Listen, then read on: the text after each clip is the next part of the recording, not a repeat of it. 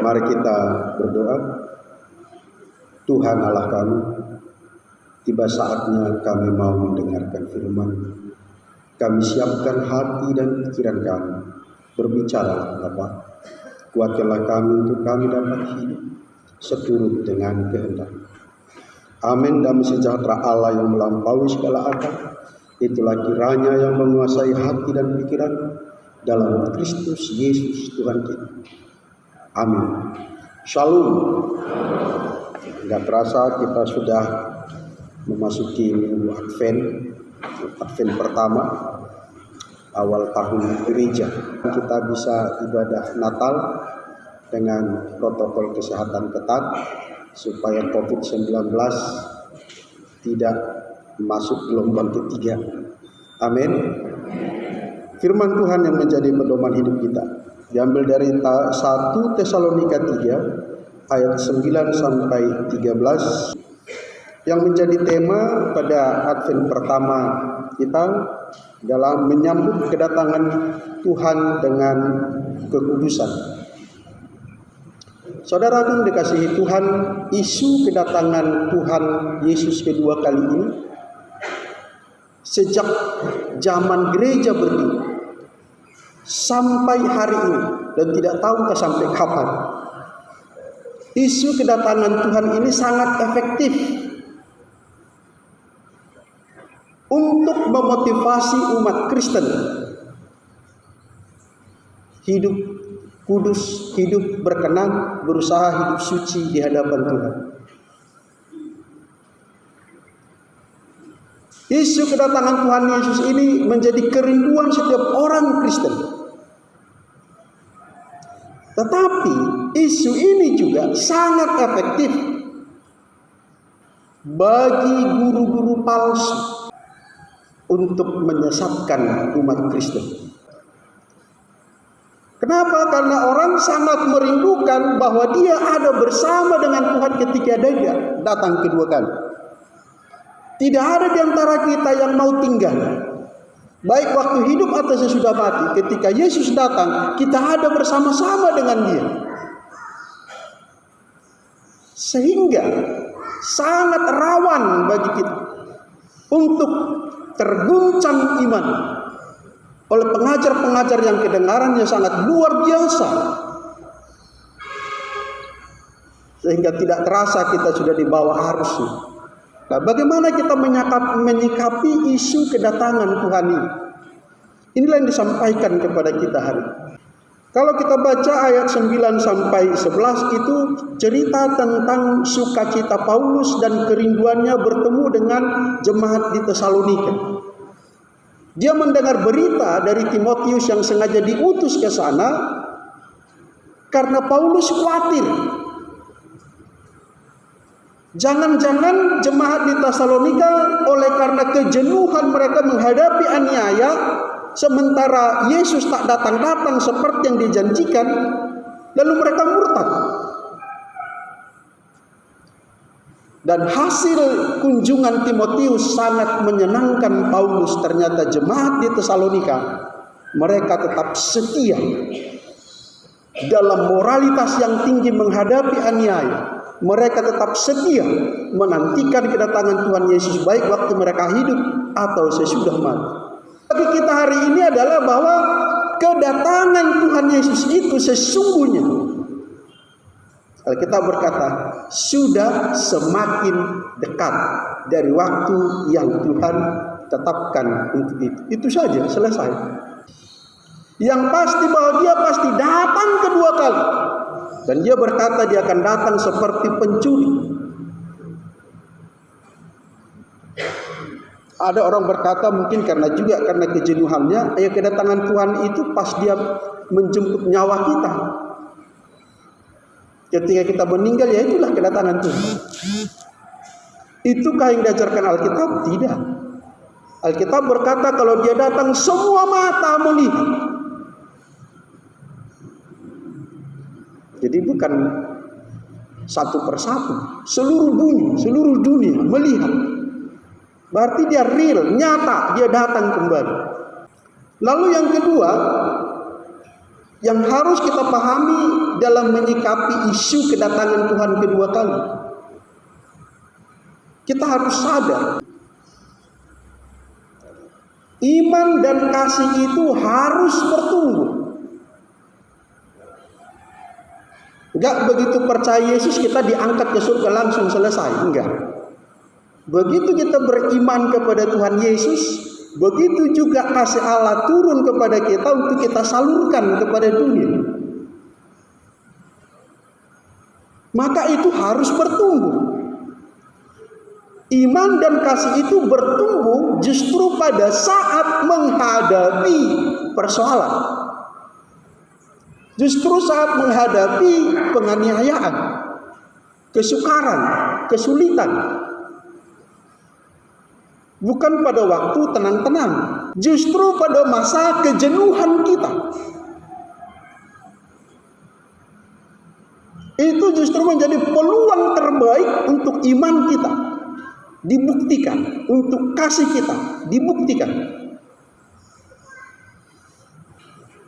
Coba kita baca sama-sama ayat yang ke-12. Dan kiranya 1-2 yang.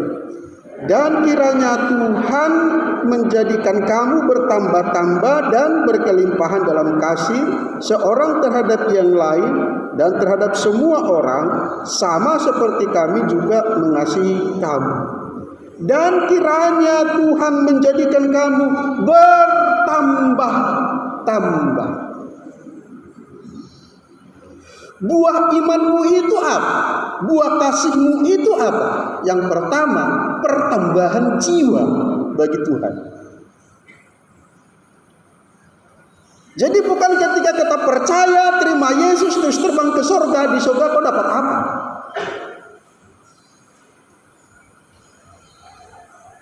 Tapi begitu kita terima Yesus, lahir baru, percaya, ikut Dia, iman mulai bertumbuh, kasih mulai bertumbuh. Kasih kepada siapa yang paling utama? Yesus bilang, mengasihi jiwa-jiwa yang terhilang. Sampai Yesus mengumpamakan ada 100 domba, hilang 1, 99 ditinggalkan untuk mencari 1 domba yang hilang. Kenapa? Inilah kasih.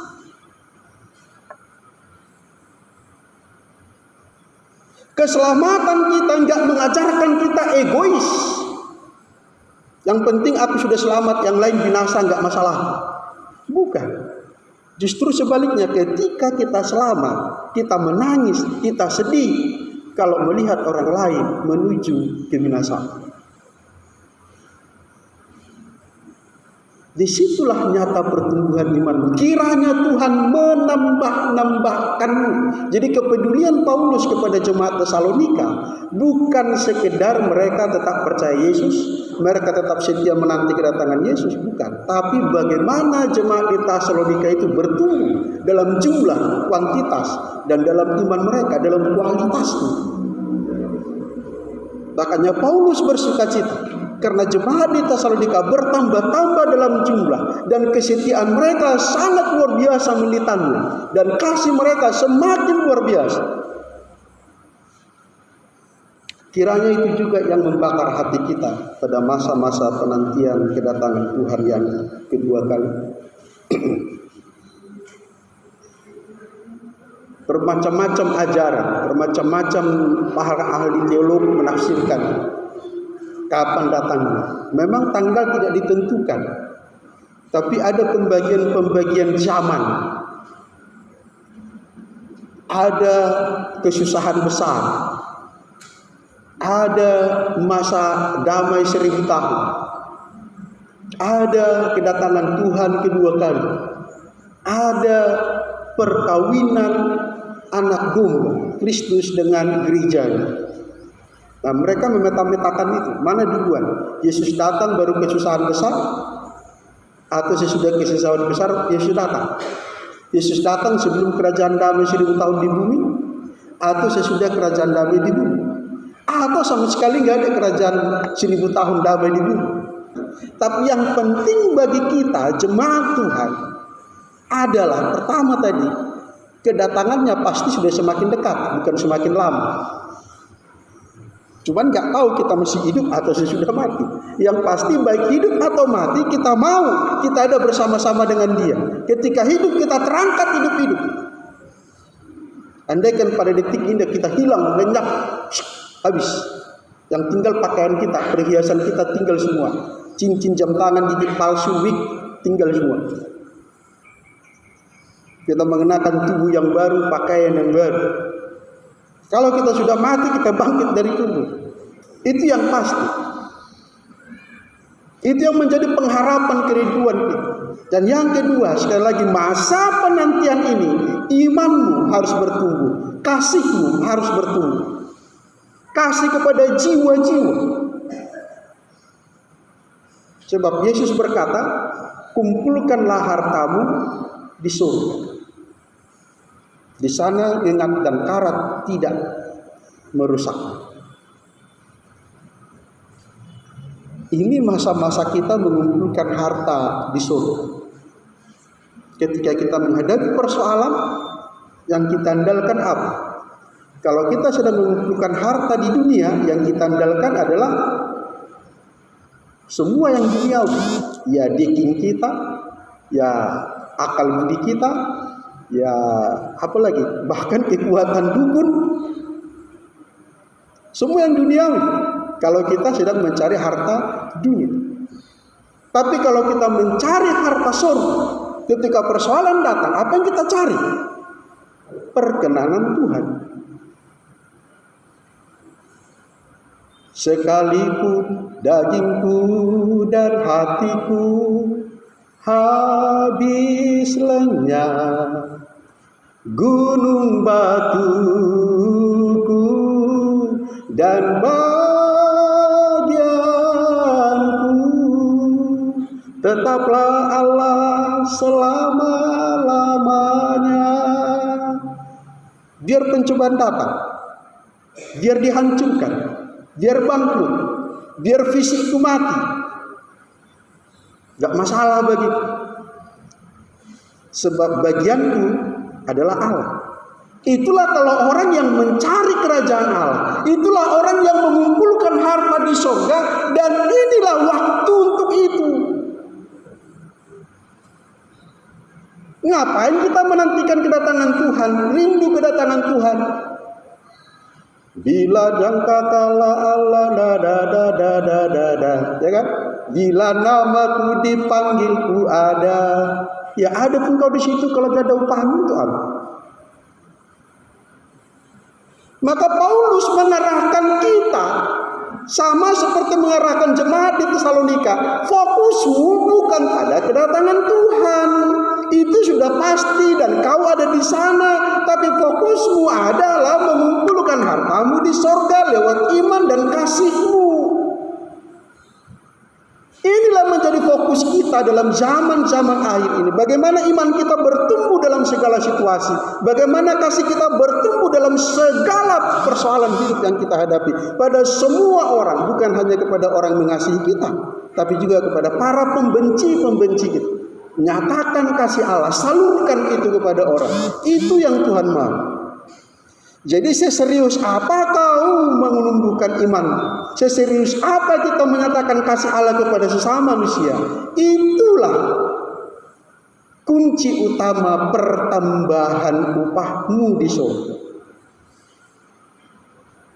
Bertambah jiwa yang terselamatkan oleh kesaksianmu, baik karena bersaksi dengan tutur kata, baik karena bersaksi lewat kesaksian hidup kita. Bertambah jiwa. Satu jiwa diselamatkan, berlaksa-laksa malaikat bersorak-sorak. Coba tanya diri kita masing-masing. Berapa puluh tahun kita sudah jadi Kristen? Bayangkan sejak lahir. Bagi orang tua, yang remaja-remaja ya sebelum mulai kita lahir sudah dibaptis, bergumul Kristen. Sudah berapa jiwa yang kita bawa begitu?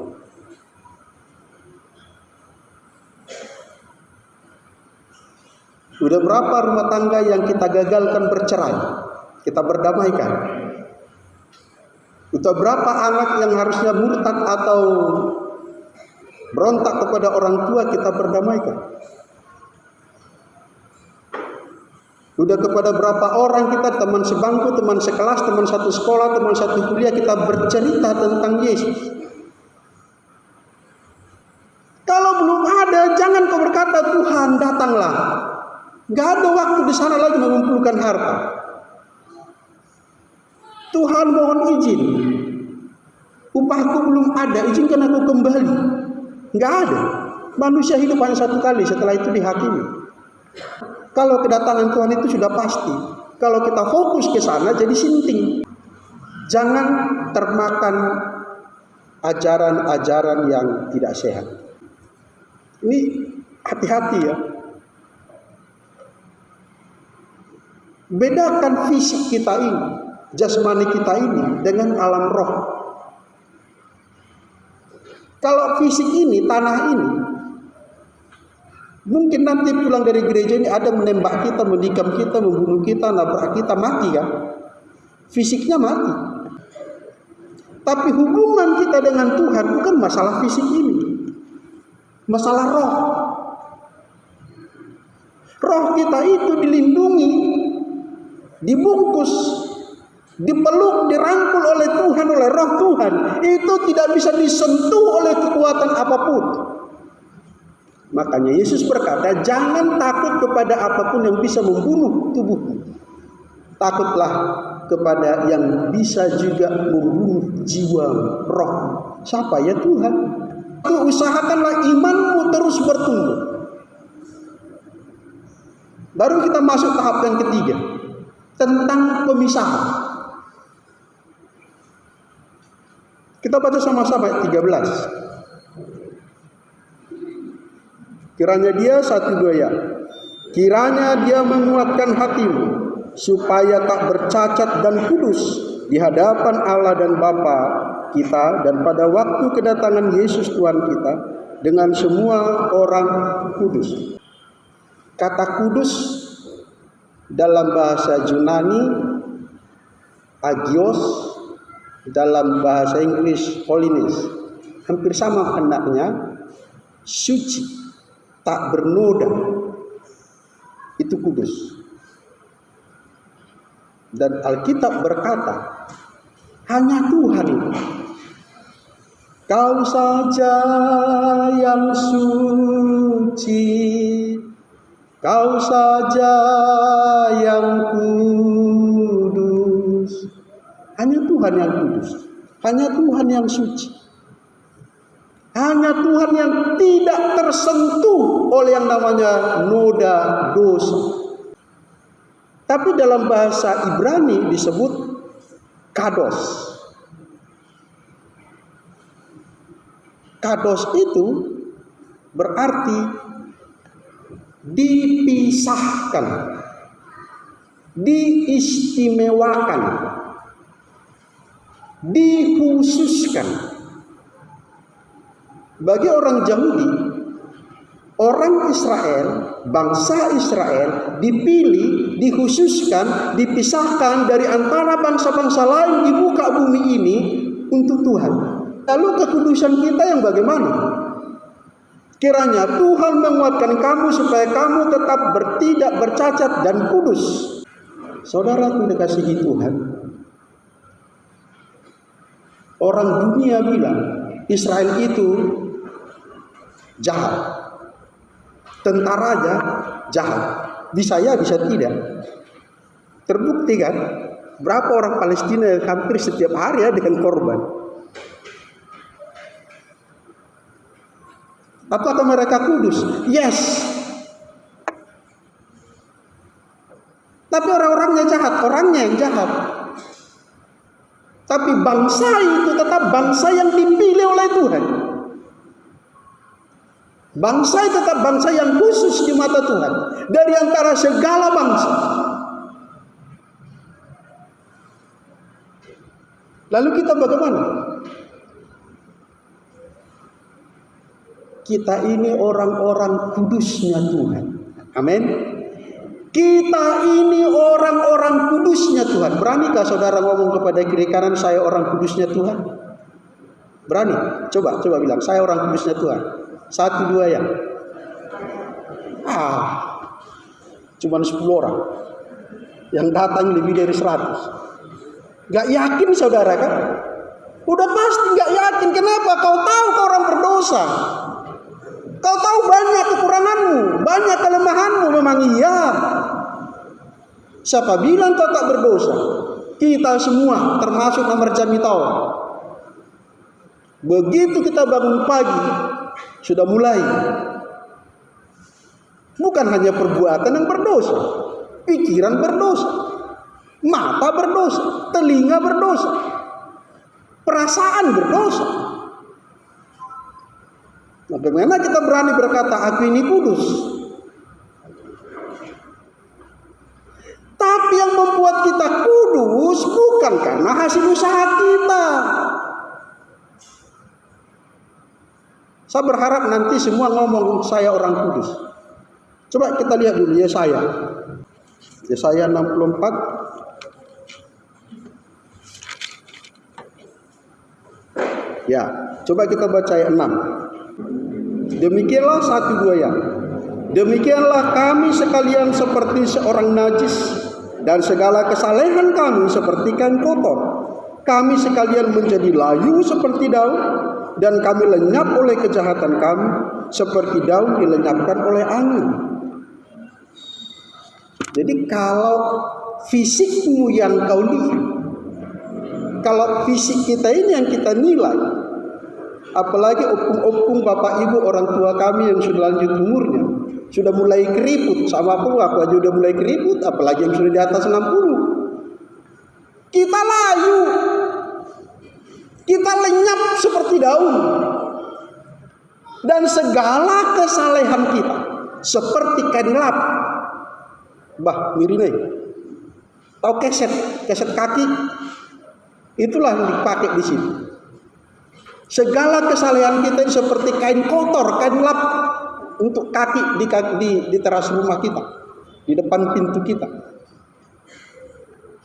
Enggak ada yang bisa kita andalkan untuk kita berkata aku kudus secara fisik.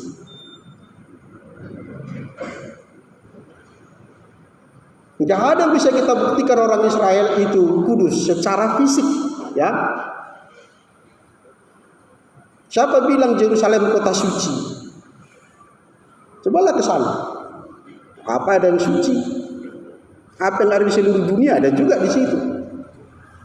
Memang ada orang-orang Sanhedrin di situ.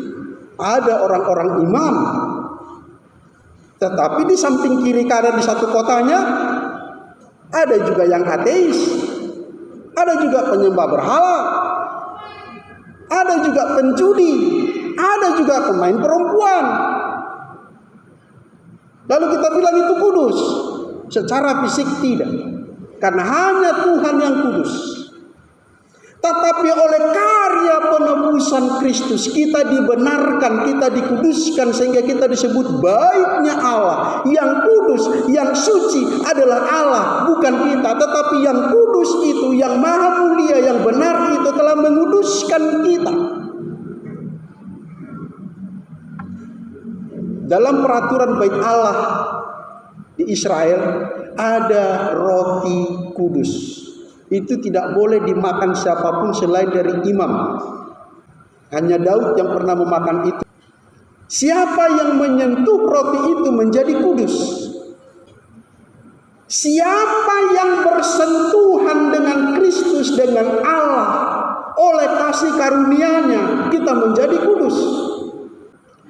Pada masa Israel keluar dari Mesir di padang gurun, kalau Allah menyatakan diri turun di atas gunung Tuhan, gunung Horeb, tidak ada satu makhluk pun yang bisa menyentuh gunung itu. Baik hewan, baik manusia. Siapapun yang menyentuhnya mati. Hanya Musa yang bisa naik ke gunung itu. Hanya orang pilihannya. Tangkap ini baik-baik.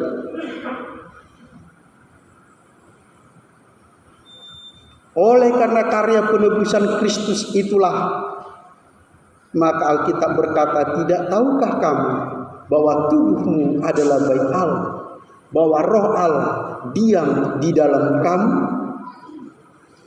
Paulus selalu memberikan salam kepada jemaat setiap suratnya. Salam bagi kamu orang-orang kudus. Bahkan kepada Timotius secara khusus dia berkata kepada anak-anak binaannya, manusia Allah. Dia menyebut manusia, bahwa manusia itu juga Allah, manusia miliknya Allah, manusia yang di dalamnya ada Allah. Barang siapa yang menyentuh roti itu, dia menjadi kudus. Barang siapa yang dipilih dikenan oleh Tuhan untuk naik ke gunung itu, selamatlah nyawanya. Tapi orang yang tidak dipilih, orang yang tidak dikuduskan, binasa. Itu sama seperti kita menyentuh kabel listrik. Enggak ada tedengaling-aling. Begitu kita sentuh kabel negatif positif, cerah. Enggak ada hitungan 1, 2 ya. Langsung kesetrum. Enggak ada istilah kenapa, bagaimana, kok bisa, enggak ada. Itu sudah hukumnya. Siapa yang menyentuh kabel listrik dengan telanjang, kesetrum. Siapa yang menyentuh Allah tanpa perkenanan Tuhan, mati. Kurang baik apa Uzza? Oleh karena oleng tabut perjanjian di atas kereta, maka Ahio dan Uzza memegang tabut itu supaya jangan jatuh. Apa bayarannya? Mati. Loh, jahat kali Tuhan. Gak ada hubungannya dengan itu. Itu sudah hukum. Yang kudus tidak bisa bersentuhan dengan yang najis karena dosa. Pemisah antara kau dengan Allahmu adalah dosamu. Maka bersyukurlah oleh karena kasih karunia Tuhan, oleh karya penebusan Tuhan, kamu menjadi orang kudusnya Tuhan. Aku percaya kepada gereja yang aku percaya kepada gereja yang kurang kuat. Aku percaya kepada gereja yang siapa gereja itu? Siapa gereja itu? Saya dan saudara, kita semua. Amin. Sekarang saya tantang Anda. Ini lebih 100 orang. Beranikah saudara sekarang berkata, saya orang kudus? Coba, yang kuat. 1, 2 ya. Masih 50. 1, 2 ya. 70, belum 100, masih ada. Coba, 1, 2 ya. Yes. Saya orang kudus. Itu bukan hasil usahaku. Itu bukan karena kesalehanku. Tapi mutlak karena pilihan. Tuhan memisahkan kita. Tuhan mengkhususkan kita. Dari antara semua manusia, kitalah yang terpilih untuk orang-orang yang ikut menyongsong kedatangan. Amin. Tahun 2018, di antara jutaan pendeta, saya termasuk yang mendapat undangan masuk istana. Dan di antara 200 pendeta, ada 500 pendeta yang datang, hanya 200 yang boleh masuk ke istana, yang lain nunggu di hotel. Saya termasuk di antara. Dan di antara 200 pendeta, saya duduk di barisan kedua. Siapakah aku ini tuh? Waktu Natal, Presiden Jokowi datang tahun 2018 di Jalan Pancing. Ya kan? Nggak boleh sembarangan masuk. Tapi begitu aku datang, entah apa kehebatannya si Landen Marbun, nggak tahu aku. Yang lain tak masuk, Landen Marbun langsung bawa saya ke dalam. Duduk di barisan kedua di belakang Bupati Simalungun dan Bupati Nias. Apa yang kuperbuat untuk bangsa ini? Belum ada, masih nol. Yang paling ajaib, waktu Wakil Presiden Maruf Amin datang ke kantor MUI Medan, itu betul-betul aneh tapi nyata. Ujung jalan ini dengan ujung jalan sana sudah ditutup, nggak boleh. Pas pampres semua polisi tentara. Saya datang naik sepeda motor pakai jaket. nggak bawa mobil. Karena ditutup di sini, saya mutar masuk ke gini. Dari ujung jalan tutup juga. Saya tanya masyarakat setempat, di mana tempat parkir ya? Masuk aja Pak. Saya masuk naik sepeda motor sampai di kantor Majelis Ulama Indonesia Kota Medan. Saya tanya tentara yang di situ, Pak, di mana parkirnya? Terkejut dia macam kesetanan. Bapak dari mana? Dari sana Pak. Bapak mau kemana? Mau ke sini. Pak. Dia langsung membawa sepeda motorku dimasukkan ke rumah orang sebelah. Kok bisa? Saya dan saudara sama istimewanya. Amin. Kau sudah dipilih Tuhan, kau sudah dikhususkan Tuhan, kau sudah diistimewakan dengan semua keberadaanmu, dengan semua kelemahanmu. Tuhan tahu kita manusia. Tapi yang menjadi persoalan adalah, maukah kau memisahkan dirimu dari moralitas dunia yang rusak ini itunya? Jangan pula ya puji Tuhan aku sudah ditebus Tuhan. Haleluya, haleluya. Masuk warung tua, minum tua juga, mitu juga, berjudi juga, merokok juga, mabuk juga. Kan Tuhan pemanang bumi sudah. Hidup hanya sekali. Itu namanya penipuan. Tuhan itu adil. Tuhan tahu hatimu itu sedang berusahakah hidup berkenan kepada Tuhan atau sedang berusaha memuaskan kedaginganmu. Inilah sekarang menjadi persoalan. Dan ini menjadi alat strategis yang kedua setelah kedatangan Tuhan. Kata pemisahan ini sering dipergunakan guru-guru palsu untuk menyesatkan orang-orang Kristen. Kalau sudah ikut Tuhan, enggak lagi namboru, nantulang, namboru, bapak udah, semua mereka Kristus. Saudaramu adalah ini. Bapak ibu tinggalkan, Yesus mau datang. Wow. Kudus dipisahkan, dikhususkan bukan berarti keterpisahan kita secara sosial. Justru kalau kita tidak bersosial, kau tidak menyalurkan kasih Kristus. Begitu kita percaya kepada Tuhan, langsung ke hutan bertapa supaya imanmu bertumbuh, tak akan tumbuh-tumbuh. Cemana mau tumbuh? Kau di situ aja seperti bonsai. Imanmu bertumbuh dari alam semesta ini, dari lingkungan. Dengan siapa kau bersosialisasi, disitulah kasihmu bertumbuh. Jadi sedangkan masyarakat saja tidak bisa kau jauhkan, apalagi lah bapak ibumu. Bahkan sampai ada pengajar-pengajar palsu, pendetanya mengawinkan antara jemaatnya. Kau menikah besok dengan siapa ya? Gak ada persiapan, kita semua gotong royong. Ada yang begitu. Oleh karena apa? Dia menggunakan ayat kudus, pemisahan. Kau harus terpisah dari dunia ini. Kau harus terpisah dari keluargamu. Kitalah keluarga Allah. Itulah pengajar-pengajar sesat, guru-guru palsu. Memang Matius 10, coba kita lihat, ini yang digunakan. Kita buat Matius 10. Kita baca 34, 35 aja cukup ya. Nanti kalau baca lengkap di rumah. Sudah dapat? Ini yang digunakan guru-guru palsu oleh karena menggunakan kata kados tadi, pemisahan. Jangan 1-2 ya. Jangan kamu menyangka bahwa aku datang untuk membawa damai atas bumi. Aku datang bukan untuk membawa damai melainkan pedang. Sebab aku datang untuk memisahkan orang dari ayahnya, anak perempuan dari ibunya, menantu perempuan dari ibu mertuanya, dan musuh orang ialah orang-orang seisi rumahnya. Ini tangkap, inilah firman Tuhan. Musuhmu adalah bapakmu, musuhmu adalah mertuamu. Gawat ini. Saudara yang dikasihi Tuhan,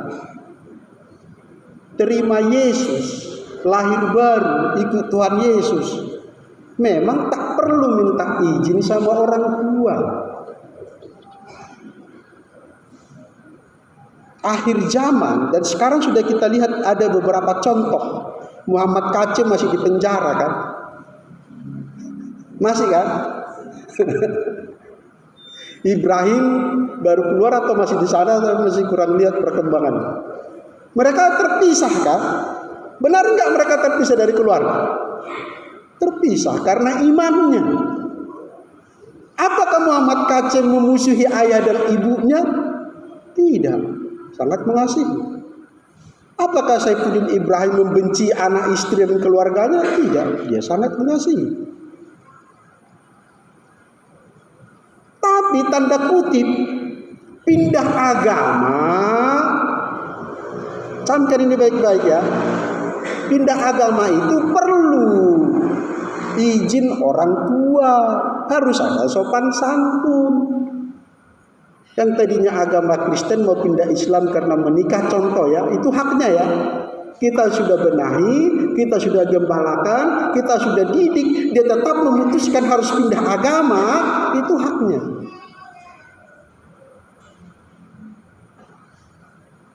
Gak bisa itu, kalau kita larang pun bagaimana kalau namanya sudah nekat, jalan itu. Gak bisa kita paksa orang terima Yesus, ikut Yesus, gak bisa. Itu karya Tuhan, Tuhan yang memilih, Tuhan yang mengkhususkan itu untuk itu.